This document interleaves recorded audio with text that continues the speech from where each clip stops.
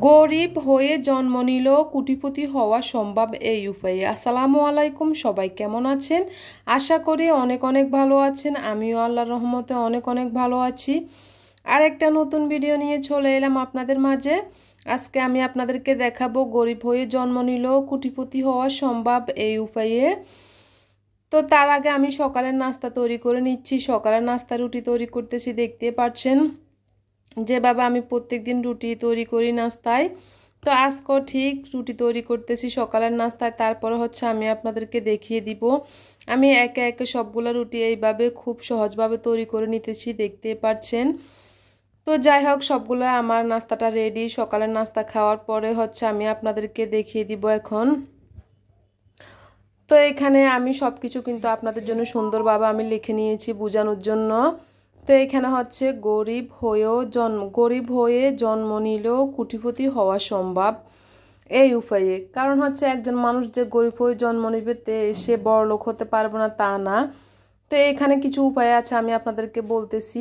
একেবারে শূন্য হাতে টাকা পয়সা নেই, কি করবেন? অনেক পরিশ্রম করে কিছু টাকা জমান।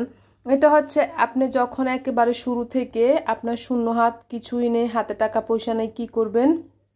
তখন কিন্তু আমি বলবো আপনাকে একটু অনেক কঠোর পরিশ্রম করে কিছু টাকা জমাতে হবে। আসলে কোনো কাজকে ছোট করা যাবে না, যাই পায় তাই কিন্তু করে কিছু টাকা আপনাকে জমাতে অবশ্যই হবে। প্রথম অবস্থায় কিন্তু মানুষের এই জিনিসটা অবশ্যই করতে হবে। তো এই জিনিসটা প্রথমে কঠোর পরিশ্রমের মাধ্যমে করে নিবেন। এরপর কিছু টাকা জমালে ছোটোখাটো ব্যবসা শুরু করুন। আপনি যে কঠোর পরিশ্রম করে কিছু টাকা জমাবেন, সেই টাকা দিয়ে আপনি ছোটোখাটো ব্যবসা শুরু করেন, যাতে কম টাকায় আপনার ব্যবসাটা আস্তে আস্তে চালাতে পারেন। ওই অনুযায়ী একটা ব্যবসা খুলবেন। তো ছোট থেকেই কিন্তু মানুষের ব্যবসা বড় হয়। তো ছোটোখাটো ব্যবসা করার অবশ্যই চেষ্টা করবেন। তারপর ব্যবসায় টাকা খরচ না করে ব্যবসা বড় করুন। ব্যবসায় টাকা কখনো যারা কোটিপতি হতে চান তাহলে কিন্তু ব্যবসায় টাকা খরচ করবেন না। ব্যবসাটাকে ওই টাকা দিয়ে আস্তে আস্তে আস্তে করে বড় করবেন ব্যবসাটাকে, তাহলে কিন্তু আপনার ব্যবসাটা অনেক অনেক বড় হবে। কিছু টাকা জমালে ইনভেস্ট করুন, তাহলে কিছু টাকা বাড়বে। যখন আপনার ব্যবসায় টাকা কিছু টাকা জমবে, তখন কিন্তু ওই টাকা ইনভেস্ট করেন, যে কোথাও লাগান, যে মাসে মাসে আপনার কিছু টাকা আসবে, ওই টাকাগুলো সাথে আবার জমাবেন। এইভাবে করে আপনি ইনভেস্ট করা থেকেও আপনার কিছু টাকা জমবে সব মিলিয়ে। তারপর আমি বলবো অল্প অল্প করে কিছু জমি কিনুন। এটা কিছু টাকা যে জমিয়েছেন, সে টাকা দিয়ে অল্প অল্প করে কিছু জমি কিনুন। যতই হোক না কেন, আপনার অল্পটুকু হোক, এই জমি কিন্তু আপনার কয়েক বছর পরে দ্বিগুণ দাম বেড়ে যাবে। কয়েক বছর পর জমি বিক্রি করে দ্বিগুণ টাকা পাবেন। এটা কিন্তু একেবারে সত্যি। এখন সবাই জানেন জমির দাম কিরকম। জমির দাম এখন যদি কিনেন এত টাকা, 2 বছর 3 বছর পর কিন্তু জমির দাম দ্বিগুণ হয়ে যাবে। এটা কিন্তু সবাই জানেন। এইভাবে জমি কিনে কয়েক বছর পর রাখেন, আপনিও হয়ে যাবেন কোটিপতি। এই জমিটা কিনতে কিনতে আপনি কয়েক বছর পর আবার বিক্রি করে আরেকটা জমি কিনেন। এইভাবে করে জমির ব্যবসাটা এমনই একটা জিনিস যা সবাই জানেন, কোটিপতি হয়ে যাওয়া সম্ভব একেবারে খুব সহজে। তো আমি আপনাদেরকে যে নিয়ম কানুনগুলো শিখিয়েছি, একেবারে শুরু থেকে শূন্য হাত থেকে একটু কঠোর পরিশ্রম করে আপনি কোটিপতি অবশ্যই হতে পারবেন। শুধুমাত্র আমি যে নিয়মগুলো আপনাদেরকে শিখিয়ে লিখে দিয়েছি, ওই নিয়ম অনুযায়ী যদি যারা চলতে পারেন, তারা কিন্তু অবশ্যই কোটিপতি হয়ে যেতে পারবেন। তো জমি এমন একটা জিনিস মানুষকে যে কোথায় থেকে কোথায় নিয়ে যায়। যারা ঢাকা শহরে আমরা যে জায়গায় থাকি, ওই জায়গায় কয়েক বছর আগে কিন্তু কোনো জমির একেবারে মূল্যই ছিল না। অল্প কিছু টাকা দিয়ে কিন্তু অনেক অনেক জমি পাওয়া যেত। আর সেখানে এখন জমির দাম এতটাই আগুন, সেটা কি বলবো।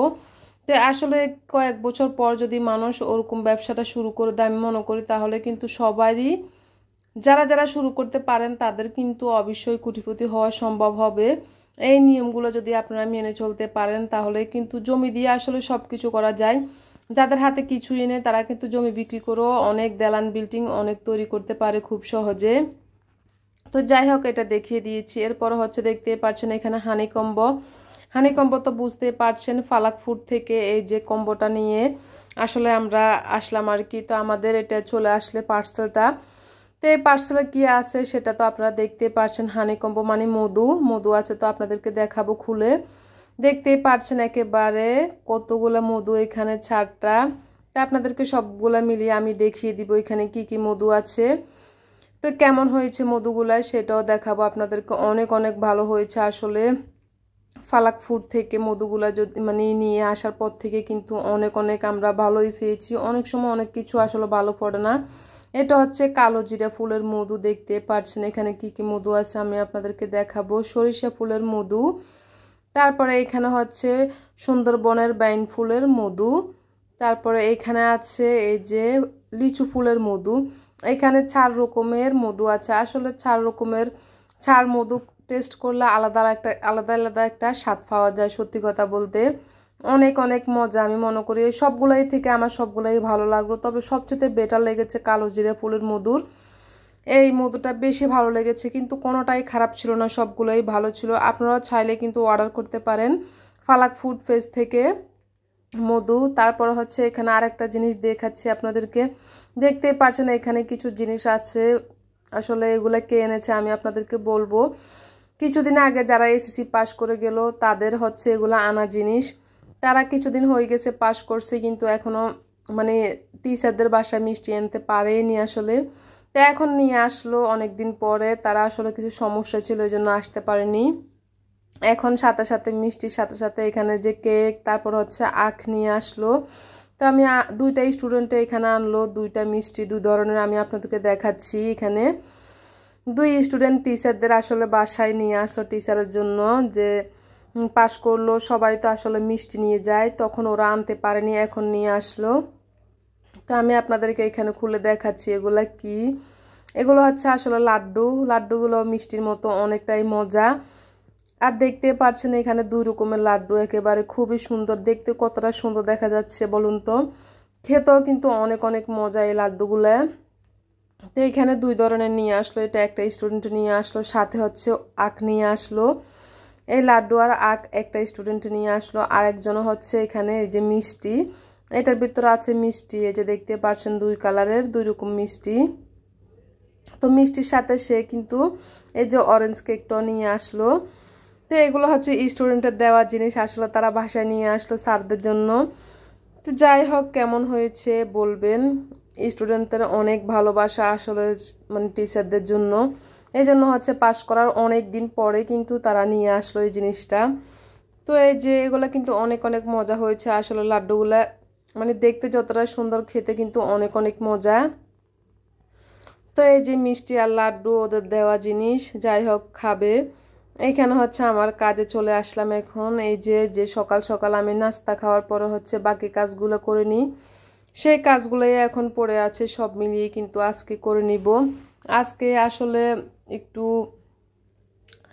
অন্যরকম রান্না বান্না করব নিজেদের জন্য আর কি, কোনো মেহমান ছাড়া। আজকে একটু মুরগির মাংস, তারপর হচ্ছে চিংড়ি মাছ পোলাও করব। তো এই জিনিসটার সাথে হচ্ছে আমি আপনাদেরকে দেখাবো। সব সময় তো আমি আপনাদেরকে রান্নার যে কোনো ভিডিও নিয়ে আসি একেবারে স্বাভাবিকভাবে। যেদিন যাই রান্না করি সেদিন কিন্তু ওই রান্নাটাই আপনাদের সাথে শেয়ার করি। তো আজকেও ঠিক আমি এরকমভাবে শেয়ার করব আপনাদের সাথে। এখানে আমার দোয়া একেবারে শেষ হয়ে গেছে। কাপ প্লেট বাটি যা আছে সব কিছু এখন হচ্ছে আমি যেভাবে সুন্দর করে সাজিয়ে নিই ঠিক ওরকম করে সাজিয়ে নিচ্ছি, দেখতে পাচ্ছেন। তো এইভাবে হচ্ছে আমি বাজে বাজে সবগুলো জিনিস হচ্ছে রেখে দিয়েছি। এখন হচ্ছে এই যে দেখানো আসলে কেমন হয়েছে, এরকম করে কিন্তু আমি সব সময় সাজিয়ে গুছিয়ে রাখি সব কিছু। আমার ব্যবহারিকের নিত্য জিনিসগুলো আর কি, যে একেবারে প্রতিদিন যে জিনিসগুলো আমি ব্যবহার করি ওই জিনিসগুলো আমি এইভাবে হচ্ছে ধুয়ে পরিষ্কার করে সাথে সাথে রেখে দিই। এখন চলে আসলাম রান্নায়, যে বললাম আজকে একটু ভালো মন্দ রান্না করব আসলে নিজেদের জন্য। দেখতে পাচ্ছেন এখানে মুরগির মাংস, আলু, সাথে হচ্ছে চিংড়ি মাছ। চিংড়ি মাছগুলো একটু ভুনা করব, সাথে মুরগির মাংস দিয়ে আলু রান্না করব। বেশি কিছু না, তবে আমাদের আসলে মধ্যবিত্ত ফ্যামিলিদের জন্য কিন্তু এই রান্নাটাও যথেষ্ট। আমি মনে করি সাপ্তাহিক একদিন করে রান্না করি। যাই হোক, এখন হচ্ছে যে ভাত বসিয়ে দিয়েছি। আমি কিন্তু পোলাও করব, তার আগে ভাত রান্না করে রেখে দিব প্রথমে। তো যাই হোক, এখানে ভাত বসিয়ে দিয়েছি। এক চুলা ভাত হচ্ছে আর এক চুলা হচ্ছে এখানে মাংস আমি দিয়ে দিয়েছি। একেবারে মশলা কষিয়ে সুন্দরভাবে, দেখতে পাচ্ছেন। কিছুক্ষণ পর আবারও নাড়াচাড়া করে ঢাকনাটা দিয়ে দিব।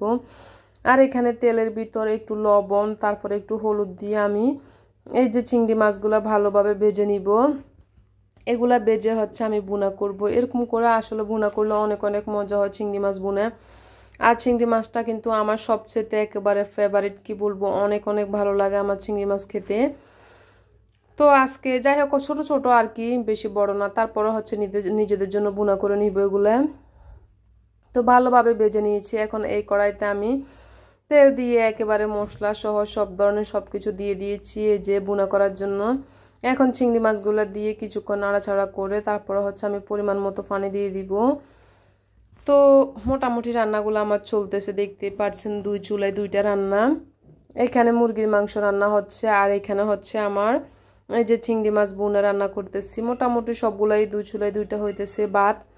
ভাত কিন্তু রান্না হয়ে গেছে। তারপর হচ্ছে আমি লাস্টে একেবারে পোলাও করব, তো সেটাও আপনাদেরকে দেখাবো। এখানে মাংসটা মোটামুটি হয়ে এসেছে আর হচ্ছে আমার চিংড়ি মাছ বুনো কিন্তু মোটামুটি দেখতে পাচ্ছেন জলটা একেবারে শুকিয়ে আসছে। আমি একেবারে মাখা মাখা শুকনো শুকনো করে নিব, তখন কিন্তু খেতে অনেক অনেক ভালো লাগবে। এখানে হচ্ছে এখন পোলাও করবো। এখানে চিনিগুড়া চালটাকে আমি ধুয়ে পরিষ্কার করে একেবারে জর্জরা করে নিয়েছি। আর পোলাও করার জন্য এখানে পেঁয়াজ, তারপরে হচ্ছে তেজপাতা, এলাচ, দারচিনি সব কিছু দিয়ে দিয়েছি। এখন হচ্ছে আমি পোলাও চালটা দিয়ে একেবারে ভালোভাবে হচ্ছে ভেজে নিব। যতক্ষণ একেবারে আসলে ভালোভাবে ভাজতে পারি তখন কিন্তু পোলাওগুলো অনেক অনেক জর্জরা হয়ে যায়, একেবারে খুবই মজা হয় ভালো করে যদি ভেজে তারপরে হচ্ছে পোলাওগুলো রান্না করা হয়। এখন হচ্ছে আমি পরিমাণ মতো পানি দিয়ে দিয়েছি অনেকক্ষণ ভাজার পরে। দেখতে পাচ্ছেন পোলাওটা আমার একেবারে মোটামুটি হয়ে এসেছে। কতটা জর্জরা কতটা সুন্দর হয়েছে আমি আপনাদেরকে দেখাবো সব মিলিয়ে লাস্টে। কারণ হচ্ছে পোলাও রান্না করার জন্য একেবারে পরিমাণ মতো পানি দিতে হয়। পরিমাণ মতো যারা পানি দিতে পারে পোলাওটা কিন্তু অসাধারণ হয় তখন। তো এখানে মোটামুটি আমার রান্নাটা শেষ পর্যায়ে একেবারে। তো সব মিলিয়ে কিন্তু একবার করে আমি আপনাদেরকে দেখিয়ে দিব রান্নার শেষে।